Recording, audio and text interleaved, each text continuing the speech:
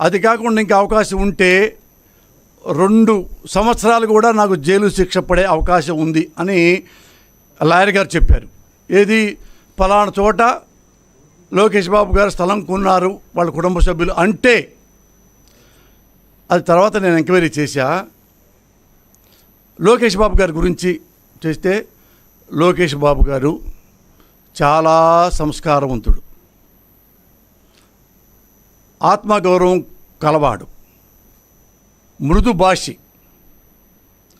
ఎంత మృదు భాషి అంటే ఒక మంచి బ్రాహ్మణ పండిత కుటుంబంలో ఉన్నవాళ్ళు ఎలా అపశబ్దం కూడా లేకుండా మాట్లాడుకుంటారో అలాగా ఒక అపశబ్దం కూడా ఎప్పుడు ఆ లోకేష్ బాబు గారు అట్లా మాట్లాడరు. పైగా చీమను కూడా ఎట్లుంటుందంటే, ఆయన ఒకసారి కారు వెళ్ళేటప్పుడు కారులో ఆయన బైనాక్లర్స్ పెట్టుకుంటాడు రోడ్డుని. అరే మన కారు వెళ్తుంది, ఏమన్నా చీమలు వస్తాయేమో చూడండి, చీమ వచ్చింది ఆపేయి. దిగి కారు ముందు కూర్చొని చీమల మొత్తం వెళ్ళిన తర్వాత ఆయన మళ్ళా కారుకి వెళ్తాడు. ఇలాంటి మంచి మనిషిన నేను నష్టపెట్టాను, కేసు దాకా తీసుకెళ్ళాను అని అంటే, కాదయ్యా ఆయన ఎంత గొప్పవాడో మేము తెలియజేస్తామని చెప్పారు. ఇందులో ఆయన ఎంత గొప్పవాడో, ఎంత మృదు భాషో ఒకసారి చూపించండి సార్ గురించి. ఈ ప్రతి మాట పబ్లిక్ లో ఆచి తూచి మాట్లాడ.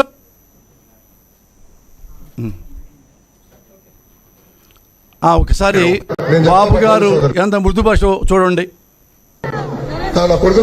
అవగాహనతోటి మాట్లాడాలి సబ్జెక్ట్ మీద.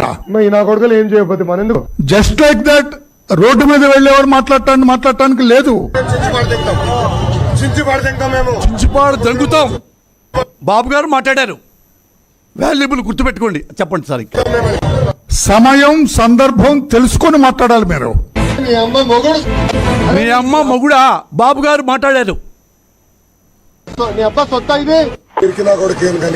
తాను పబ్లిక్ లో మాట్లాడేటప్పుడు జాగ్రత్తగా మాట్లాడాలని, ఆచి తూచి మాట్లాడాలన్న ఆలోచన లేకుండా మాట్లాడుతున్నారు.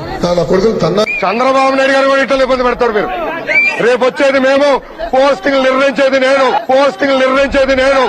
మీరు అన్నట్టు అంటే చంద్రబాబు గారు గెలుస్తారు ముఖ్యమంత్రిగా, ఎవడికెవడికి ఏ పోస్ట్ చేయాలో నేనే ఇస్తా అని చెప్పారు సారు. చెప్పండి. 2024 నుంచి 2029 వరకు ఆంధ్ర రాష్ట్ర ముఖ్యమంత్రిగా చంద్రబాబు నాయుడు గారే మళ్ళీ వస్తారు. దాని తర్వాత కూడా ప్రజలు ఆశీర్వదించి మళ్ళీ చంద్రబాబు నాయుడు గారు ముఖ్యమంత్రిగా ఉంటారు. పంది కొక్కులాగా ఇసుక తింటున్నాడు ఈ సైకో జగన్. చెత్త పైన పన్నేసిన వ్యక్తి ఈ ప్యాలెస్ పిల్లి జగన్. పేదల ఏడుపులు ఆయనకి ఆనందం కల్పిస్తాయి. ఏం ఆడుతున్నాడు తెలుసా? పబ్జీ. 420 జగన్ చుట్టూ ఎవరుంటారు? 420. సాక్షి పేపర్ ఆర్టికల్, నేనేదో దళితుల్ని అవమానించామని రాశారు, నేనేదో దళితుల పైన అసభ్యంగా మాట్లాడాను నిన్న రాశారు. నిజమేంటంటే దళితులు పొడిసిందేమి పీకిందేమిలే, దళితులు పీకిందేమిలే పొడిసిందేమిలే సార్ చెప్పారు.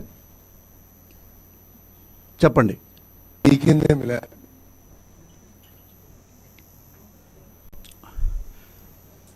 మరి ఇతను ఇన్ని రకాలుగా అమ్మనాబోతులు తిట్టాడు, ఎస్సీలు తిట్టాడు, చీఫ్ మినిస్టర్ని తిట్టాడు, పంది కుక్క అన్నాడు. అన్నాడు. ఇతని మీద పరువు నష్టం దావా వేయకూడదా? ఇతగాడి మీద పరువు నష్టం దావా వేస్తే కనీసం 20 ఏళ్ళు మనోడు జైల్లో ఉంటాడు. ఇతను చాలా ఇప్పుడు మాట్లాడారు కదా, ఇంతకంటే మీకు తెలియని చాలా ఉన్నాయి. అది నా ఫ్రెండ్ చెప్తాడు ఈ బాబు గారి గురించి, లోకేష్ బాబు గారి గురించి. నా ఫ్రెండు ఏమన్నాడు ఒకసారి చెప్పండి. విజయవాడ నుంచి దారిలో వస్తా ఉంటే మళ్ళీ మీరు బాబు గారు మళ్ళీ మీరే రావాలని చెప్పి ఎక్కడున్నా హోర్డింగ్స్ ఉన్నాయి. వచ్చి చేస్తారండి మీరు, మళ్ళీ చేంజ్ చేస్తారండి మీరు. నేను ఏమి ఆశించకుండా జనసేన పార్టీకి మీకు ఇంత అండగా ఉంటే పవన్ కళ్యాణ్ బుద్ధులు తిట్టించారు, పవన్ కళ్యాణ్ తల్లిని దూషించారు, అది మీరు నాకు ఇచ్చింది గిఫ్ట్లు. సరే జనసేన పార్టీ ఎదగకూడదు, జనసేన పార్టీని చంపేయాలి, పవన్ కళ్యాణ్ నిరుత్సాహపరచాలి, పవన్ కళ్యాణ్ భయపెట్టాలి. ముఖ్యమంత్రి నారా చంద్రబాబు నాయుడు గారికి, నారా లోకేష్ గారికి రాజమండ్రి నుంచి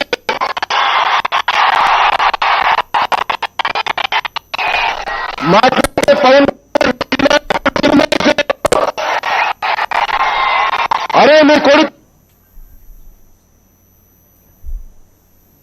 తెలుసండి లోకేష్ గారికి పంచాయతీ ఎన్నికల్లో పోటీ చేయని వ్యక్తిని పంచాయతీ రాశాక మంత్రి చేశారా మీరు? అంటే పంచాయతీలో గెలవలేడు, పంచాయతీ శాఖ మంత్రి అవుతాడా? వాళ్ళ నాన్న సీఎం కాబట్టి. మా ఫ్రెండ్ ఇంకా చెప్తాడు. అనుభవం కొడుకు వస్తా అరే మీ కొడుకు చేయడానికి జనసేన అవకాశం ఉంది మీకు. లోకేష్ ఉన్నారు, ప్రతి నియోజకవర్గంలో 1000 కోట్ల అవినీతి ఉంది. మనం వచ్చిన పేపర్స్ కూడా పంపించాను. మరి పోస్ట్ చేసే వరకు దాని స్పందన ఉండదు. అవినీతి ఎక్కడ చేశాడు ముఖ్యమంత్రి గారు మాట్లాడతారు. లోకేష్ గారు ఎంత అంటే ఎంతమంది నోట్లు పెడితే మింగలేడు, ఇసుక ర్యాంపులు మొత్తం చేశాడు, మట్టి మాఫియాని దోచేశారు, మట్టి మాఫియా మొత్తం నడిపిస్తారు. పిల్లల కరప్షన్ మీ దృష్టికి వచ్చిందో లేదో తెలియదు. మీ అబ్బాయి కరప్షన్, లోకేష్ గారి కరప్షన్. ఎక్కడి నుంచి వస్తున్నాయి డబ్బులు? మీకు ఎక్కడి నుంచి వస్తాయి డబ్బులు? మీ హెరిటేజ్ మిల్క్ ఫ్యాక్టరీ నుంచి డబ్బులు తీయట్లేదు కదా, మీ ఆస్తులు ఖర్చు పెట్టుకోవట్లేదు కదా, ఎక్కడి నుంచి వస్తున్నాయి డబ్బులు? అంగుటూరి ప్రకాశం గారి ఆత్మ ఘోషిస్తుంది. ఎన్టీ రామారావు గారి ఆత్మ పడ్డ వాటికి నేను అవన్నీ మర్చిపోయి ఎంతో కొంత మేలు చేస్తానంటే ఇక ఆపత్తు నేను చెప్తాను. తెలుగు టు తెలుగు ట్రాన్స్లేట్ చేస్తా. అప్పుడు ఏమన్నా అంటే పవన్ కళ్యాణ్ ఎంత తింటావు, తిని తిని తిని తిని తిని లోకేష్ స్వర్గంలో ఉన్న మీ తాత క్షోభిస్తుంది. పిచ్చి పిచ్చి వేషాలు వేస్తానా? ఏమన్నా గుర్రపుర పందాలు వేసానా? ఏమి నన్ను ఇంటూ పైసా కూడా వేస్ట్ చేయను కదా నాన్న, నాకు రాజకీయం అంటే ఇష్టం నాన్న అని. నీకెందుకు నాన్న, నువ్వు ఎన్నెన్నో పనులు చేస్తావు. నేను అడిగాను నిన్ను, నువ్వు వెళ్తావు కారు వేసుకొని, ఎక్కడికి రా అని అన్నాను. నాన్న నువ్వు మంచోడివి కాబట్టి నేను అనలేదు, మరి నన్ను ఎందుకున్నానో నువ్వు కామెంట్ చేస్తున్నావు అని వాడిని నోరు మూపించడానికి ట్రై చేస్తే ఇంకొకసారి మాట్లాడిన తర్వాత నాకు ఏడుపు వచ్చింది. ఇది వాస్తవం నాన్న. మా అబ్బాయి నా మాటలు అంటే వైఎస్ఆర్ కాంగ్రెస్ పార్టీ నుంచి కూడా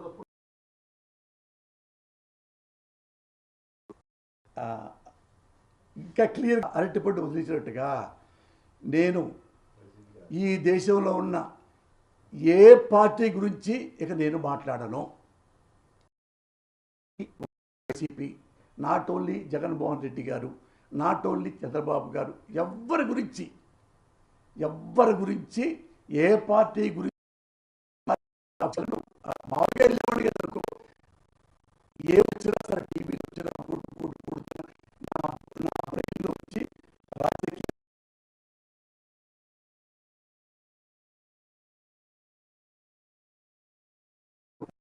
గురించి మాట్లాడను, రాజకీయాల దగ్గరికి వెళ్ళను, అందులో ఇంటర్ఫీర్ గాను. ఇంకేమైనా క్లారిటీ ఉంటే చెప్పండి చెప్తా. అంటే వైఎస్ఆర్ కాంగ్రెస్ పార్టీలో మీకు ప్రాథమిక సభ్యత్వం ఉంది? లేదు, తీసుకోలేదు. ఇంతవరకు నా జీవితంలో ఏ పార్టీలో కూడా సభ్యత్వం నాకు లేదయ్యా. కానీ ఆ పార్టీ తరఫున మీరు మాట్లాడారు, ఆ పార్టీలో పోస్ట్ కూడా తీసుకున్నారు. సో జగన్ గారి అభిమానం అని చెప్పారు. అంటే పార్టీ వైఎస్ఆర్ జగన్ గారంటే ఇప్పుడు దాకా కాదు, నేను చచ్చిపోయేదాకా జగన్ గారిని అభిమానిస్తా. నన్ను అంతగా ప్రేమించాడు. తీసుకొని ప్రాథమిక సభ్యత్వం ఉండదని మీరు చూడండి. నేను ఎప్పుడు ప్రాథమిక సభ్యత్వం నన్ను ఎవరు అడగలా. నేనేం చేస్తానంటే చెప్పాక ఓటర్లాగే స్పందిస్తా. ఈయన బాగున్నాడు, ఈయనకి సపోర్ట్ చేస్తా, ఆయన బాగాలేదు సపోర్ట్ చేయను. ఓటర్ ఉంది. ఇప్పుడు రామారావు గారు అప్పుడు దాకా లంచాలు ఇచ్చారు, ఎవరు కాంగ్రెస్ వాళ్ళు. ఈయన రామారావు మంచోడట, రామారావు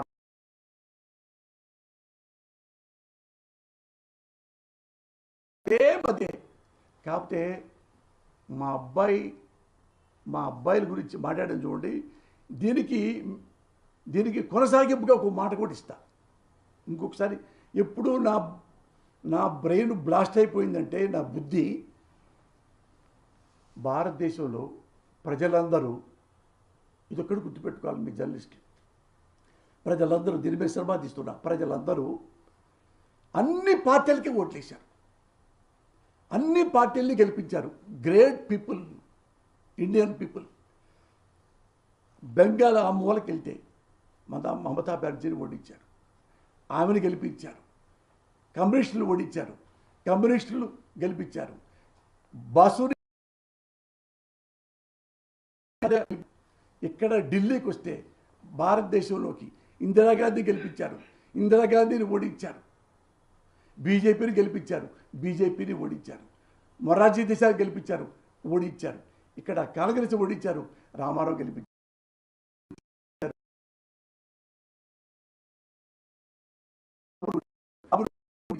జగన్ గెలిపించారు, జగన్ ఓడించారు. రాజ్యసభ ఇస్తారు, ఎమ్మెల్యే ఇస్తారు, ఏమైనా అడిగినా ఇచ్చారు. వద్దని చెప్పారు. ఆయన నన్ను ఒక తమ్ముళ్ళలాగా బాగా చూసుకున్నారు, అభినందించారు. అలాగే నారా చంద్రబాబు నాయుడు గారు మిమ్మల్ని ఎంతో గొప్పగా గౌరవించారు, అది మీకు తెలుసు. మీకోసం 2 లక్షలు నా ఓటు గురించి రాశారు. నారా చంద్రబాబు నాయుడు గారు చేసిన మంచి పనులు అని అట్ట లిస్టులు కూడా రాశారు. మళ్ళీ మీరు పొరపాటు ఇచ్చినప్పుడు మనల్ని విమర్శించారు. దాని గురించి ఇప్పుడు నాకే బాధ అయితే ఏం లేదు. కానీ నేను ముఖ్యంగా రాజకీయ నాయకులందరికీ నేను నమస్కారం చెబుతూ, ఇన్ని సంవత్సరాల పాటు నన్ను ఆదరించారు. అందుకని ఈ సంవత్సరం ఇక్కడి నుంచి, ఈ రోజు నుంచి నేను చనిపోయేదాకా నా బిడ్డల కోసం, నా కుటుంబం కోసమే నేను బతుకుతా. ఏ రాజకీయాల గురించి నేను మాట్లాడను, ఏ ఒక్క రాజకీయాల గురించి కూడా మాట్లాడను. నాకు బాగా నేషనల్ వైడ్ దేశానికి సంబంధించిన వాడు కాబట్టి నరేంద్ర మోడీ అంటే దేశభక్తుడు. అలాంటి వాడిని మాత్రం ఎప్పుడన్నా ఒక మాట అంటే చాలా గొప్పవాడండి, దేశభక్తుడు. ఆ మాత్రం అయితే అంట మన దేశం కాబట్టి, మన దేశభక్తుడు కాబట్టి, గొప్ప ఎవరెస్ట్ అంతా గొప్పడు కాబట్టి. అది కూడా రాజకీయాలు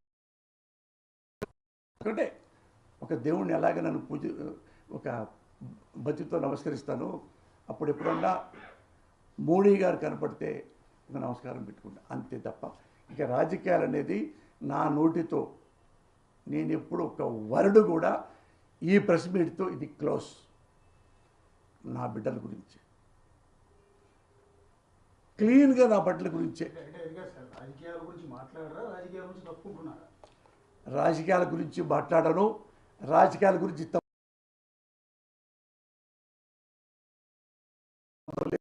ఏ నాయకుడి గురించి నేను కమెంట్ చేయను, మంచి చెప్పను,